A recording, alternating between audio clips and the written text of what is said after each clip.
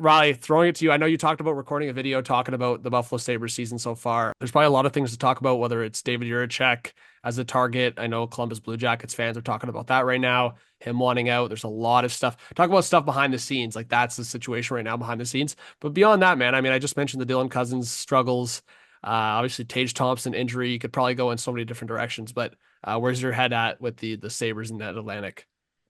Um, I'm pretty good, man. Like I think that they're showing me they're very up and down right now, but I do like the projections. I mean, if you take out those two games over in on the other side of the ocean, we're looking pretty good. They got shellacked in those two, but other than that, we've been playing pretty well. Tage out does suck, but I think he'll be back very, very shortly. Um, Dylan Cousins struggling right now. That really sucks, and it also points into the point of the video I made last night that will hopefully be out soon. Um, because Dylan Cousins is struggling, because Tage is out, um, a lot of light is going into why we traded away Casey Middlestat last year, which is really, really tough. Um, anything that Bowen Byram does, it just shows like everybody online's like, oh, why did we get rid of Middlestat? Look at what we got at 2C. Dylan Cousins is struggling. Looks like he lost uh his knowledge of how to play hockey. So online it's been tough this year for the Sabres, but especially when you look at Casey Middlestat and his point production, he's got 19 or 20 points now in 20 games, something along those lines. And they look good when you're just like trying to prove a point on Twitter, but if you look deeper into it, I mean, he's a minus 13 and half of his points are on the power play with McKinnon, Makar, and Rantanen. So like it really like I don't know why we're sitting here complaining about Bowen Byram, who's got 11 points in 18 games as a defenseman, is a +7, which is better than minus 13, and none of those points are on the power play. But then again, I do think it's because Dylan Cousins has been struggling, which is why Middlestat. It's more because Dylan Cousins is struggling than anything Byram could ever do.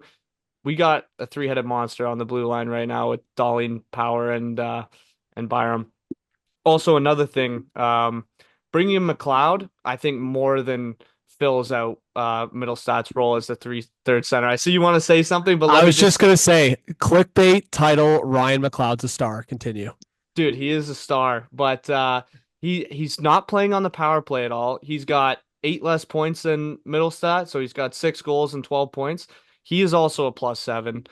And the biggest thing, not the biggest thing, but the most underrated thing is the Sabres have lost seemingly every face-off over the last 2 years. And like it's valuable. Some people say it's not valuable. I think it's pretty valuable. Casey Middlestat is a 41% on the draw this year. Ryan McLeod is at 52%.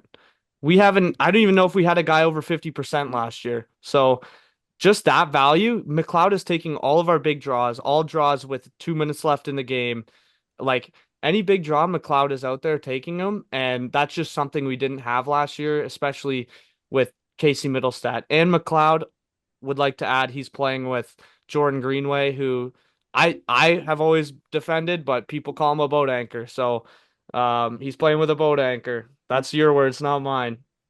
And are we still going here? Yeah, we're going. We're good. I was gonna Okay. say that I never called him a boat anchor. I know there's a lot of Sabres Twitter that's the high criticism's been going, but Riley, if you could hear me, who's the worst though? Is it Matthias Samuelsson this season?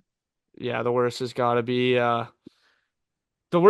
you know what? I think he's a bit of a scapegoat as well. I don't really think there's guys who've been playing too poorly. I mean, Lindy Ruff has definitely pointed out Matthias Samuelsson with the healthy scratches, and then he gets back in and he gets injured for week to week, so that sucks for him.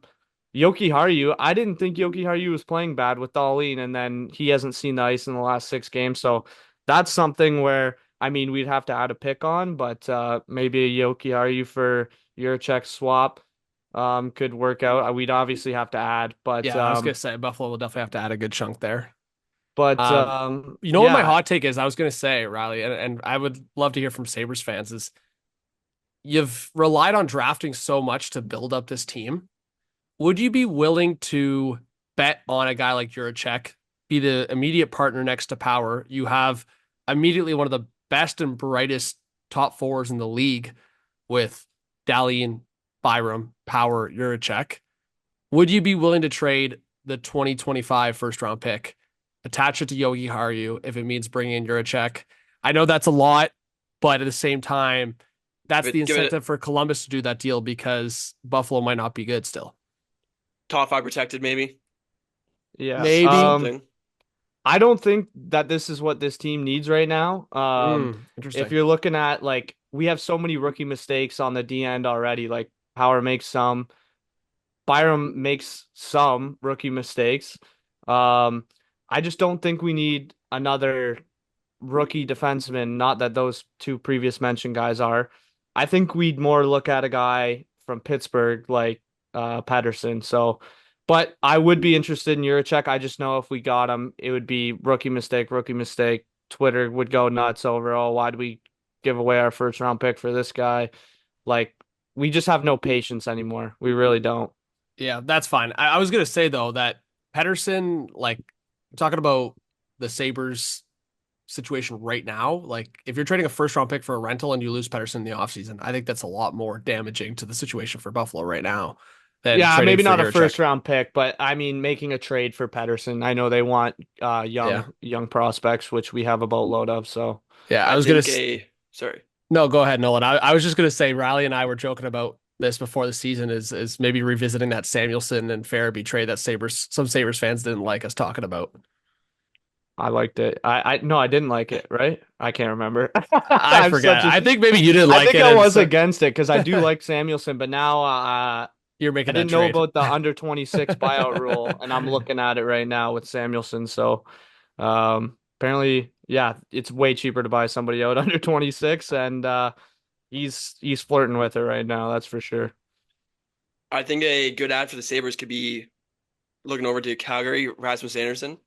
Your right shot defenseman to play with Dahlin. We'll get into the Four That's Nations like tournament. Dream territory, man. Yeah, Four Nations tournament, top pairing of Dahlin, Anderson, both Rasmus. Nolan, you're getting Riley too amped up over there in Brantford. We might need to end the pod early. Dahlin, Anderson. Mackenzie Weegar over in Calgary is real nice too, but he's on a no-move clause. So, yeah, Rasmus Anderson would be this is John's clickbait, eh? Rasmus Anderson to the Sabres. Mark it up.